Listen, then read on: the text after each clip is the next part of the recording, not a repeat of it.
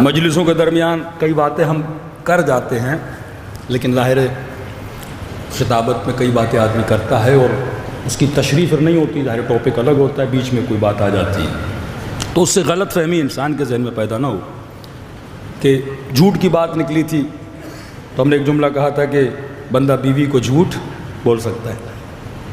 کسی مومن نے میسج کیا مولانا اب بیوی کو کون کون سے جھوٹ بول سکتے ہیں؟ ہاں تو مطلب ساری مجلس نہیں سنتے، جو کام کی بات ہے وہ لے لیتے ہیں۔ تو گھر سے فون آیا ہمیں، اب ظاہر ہے وہ ڈیلی ٹی وی پہ مجلس چلاتے ہیں، ہمارا بیٹا 6-7 سال کا وہ بھی دیکھتا ہے، تو کہا وہ آپ نے اس دن مجلس پڑھی والدین پہ یہ ہے کہ بچوں کی شادی جلدی کروائیں، تو میں نے کہا آج کل کے بچے اتنے تیز ہو گئے کہ پوری مجلس چھوڑ کے وہ یہ پوچھ رہا ہے بابا نے کہا شادی جلدی کرواؤ، تو آپ ہماری شادی کب جلدی کروا رہے ہیں؟ تو آج کی نسلیں بھی اتنی تیز ہو چکی ہیں، بچے بھی اتنے تیز ہو چکے ہیں۔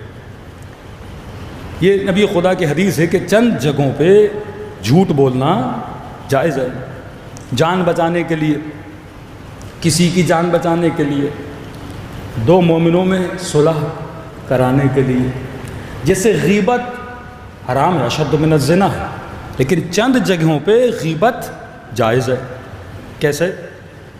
مثلاً ایک آدمی بزنس کرنا چاہتا ہے، وہ آپ سے آ کے پوچھتا ہے بھائی مولانا کے ساتھ بزنس کر رہا ہوں، مولانا کیسے آدمی ہے؟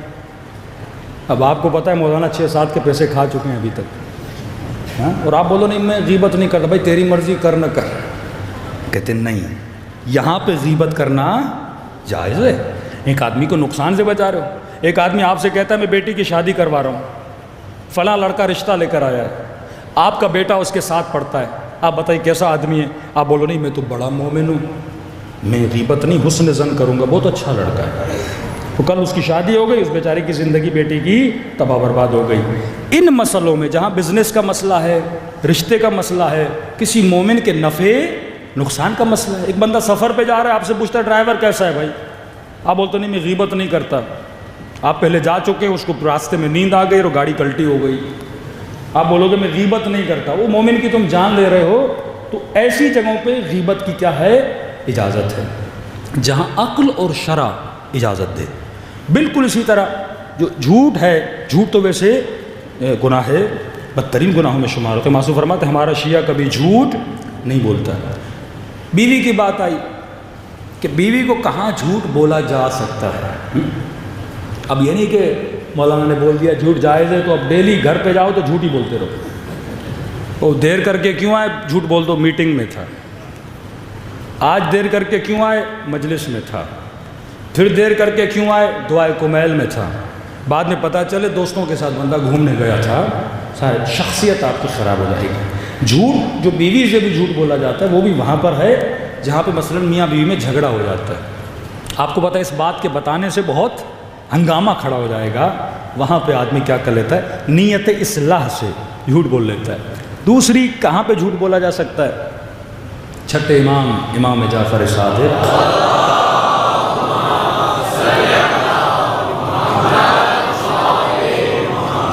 دیکھیے مرد جو ہے وہ مینیجر ہے، آپ کو گھر کا نظام چلانا ہے، ٹھیک ہے نا؟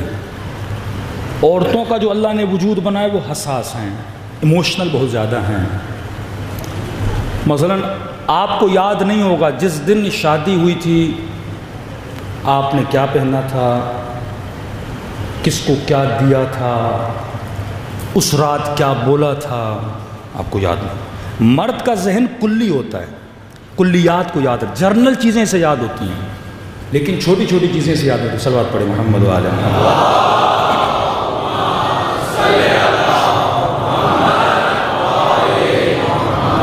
لیکن چھوٹی چھوٹی چیزیں خواتین کو یاد رہ جاتی ہیں۔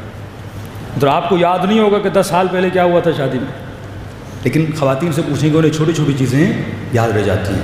اب امام کے پاس ایک شخص آیا، کہنے لگا کہ مولا میری بیوی اکثر مجھ سے ناراض رہتی ہے، تو امام نے کہا آج تک تو نے اسے کوئی گفٹ ہدیہ لے کر دیا؟ نہیں بولا۔ کہا آج تک یہ بولا ہے کہ تم اسے پسند کرتے ہو؟ اب مرد کیسے بولے یہ جملہ؟ اور یہاں تک امام نے بول دیا، اور وہ تھوڑا امام سے کئی ایسے اصحاب تھے، فرماتے کچھ ایسے لوگ تھے جو ایسے جملے بولتے تھے کہ اہل بیت کے چہرے پہ مسکراہٹ آ جاتی تھی. تو اس نے کہا کہ مولا اگر پسند نہ ہو تو امام نے کہا یہاں جھوٹ بولنا جائز ہے. اگر کوئی پسند نہیں بھی ہے، اگلے بندے کے دل کو خوش کرنے کے لیے بولنے میں کوئی حرج نہیں ہے. تو ہر شے میں بیویوں سے جھوٹ نہ بولا کریں. جہاں پہ مصالحت بندے کی ہو جاتی ہے، فتنوں سے بچا جاتا ہے، جھگڑوں سے بچا جاتا ہے، تو وہاں انسان بول سکتا ہے. صلوات پڑھے محمد و آل محمد.